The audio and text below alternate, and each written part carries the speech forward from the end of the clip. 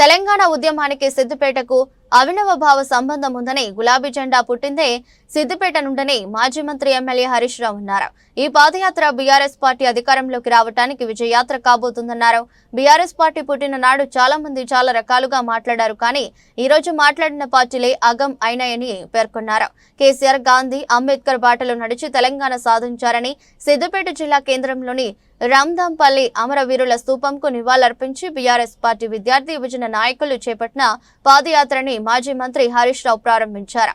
సిద్దిపేట నుండి నెల 27న ఎల్కతుర్తి సభ వరకు పాదయాత్ర కొనసాగనుందని తెలిపారు. ఎంతో మంది విద్యార్థులు, ప్రజలు తెలంగాణ కోసం అమరులయ్యారని గుర్తు చేశారు. గెలిచినా ఓడినా బీఆర్ఎస్ పార్టీ ప్రజల పక్షాన ఉందన్నారు. తెలంగాణ 10 సంవత్సరాలలో అన్ని రంగాల్లో మొదటి వరుసలో ఉంచారని, దేశానికి మోడల్ తెలంగాణను నిలిపిన ఘనత బీఆర్ఎస్ పార్టీదన్నారు. కాంగ్రెస్ పార్టీ 420 హామీలు ఇచ్చి అనేక ఆశలు పెట్టి ప్రజలను మోసం చేసిందని, ఈ పాదయాత్ర కాంగ్రెస్ పార్టీకి చెంప పెట్టు కావాలన్నారు. ఈ రోజు రాష్ట్రంలో రేవంత్ రెడ్డి చేస్తున్న అరాచకాలను ఎదిరించడానికి, ప్రజా వ్యతిరేక కార్యకలాపాలను ఎదిరించడానికి ఈనాడు రామదండులాగా ఇవాళ బీఆర్ఎస్ గులాబీ దండు కదిలిందన్నారు. 27వ తేదీ జరుపుకుంటున్నటువంటి రజతోత్సవ సభకు ఈరోజు సిద్దిపేట నుంచి 1500 మంది విద్యార్థులతో పాదయాత్ర ప్రారంభించడం జరిగింది.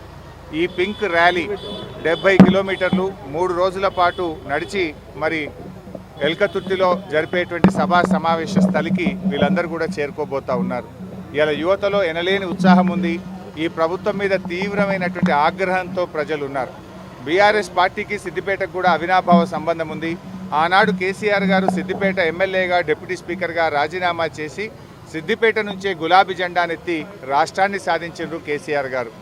ఆనాడు ఆమరణ నిరాహార దీక్షకు కూడా సిద్దిపేటనే వేదికగా మారింది. అలాంటి సిద్దిపేట నుంచి ఈరోజు పెద్ద ఎత్తున మరి రజతోత్సవ సభ విజయవంతానికి యువకులందరూ కూడా పాదయాత్రతో బయలుదేరారు.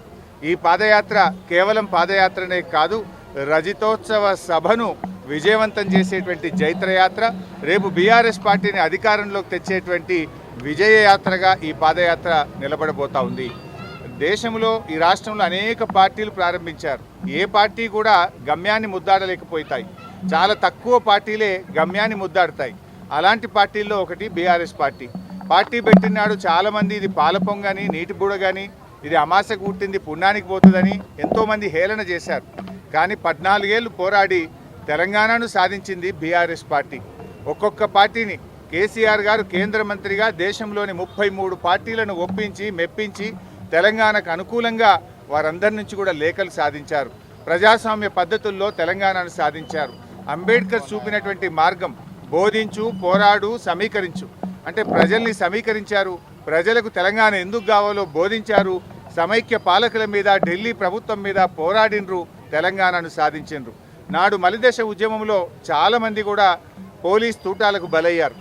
మరి దాన్ని దృష్టిలో పెట్టుకొని కేసీఆర్ గారు ఈ దఫా తెలంగాణ ఉద్యమంలో అహింసాయుత పద్ధతుల్లో, గాంధీజీ గారు చూపినటువంటి ప్రజాస్వామ్య పద్ధతుల్లో 14 ఏళ్ళు ఉద్యమాన్ని నడిపి తెలంగాణను సాధించినరు కేసీఆర్ గారు. సో ఆ గాంధీజీ బాటలో, అంబేద్కర్ బాటలో నడిచి ఇవాళ తెలంగాణను సాధించాం. మరి ఆనాడు తెలంగాణ రాష్ట్రాన్ని సాధించడమే కాదు, మరి 10 ఏళ్ల పాటు పాలనలో కూడా దేశానికి ఆదర్శంగా నిలిపారు.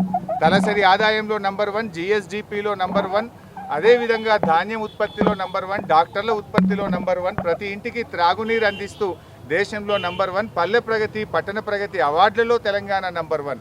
అంటే పాలనలో కూడా ప్రజలకు అత్యంత సంక్షేమాన్ని, అభివృద్ధిని అందించే పాలనను కేసీఆర్ గారు అందించారు.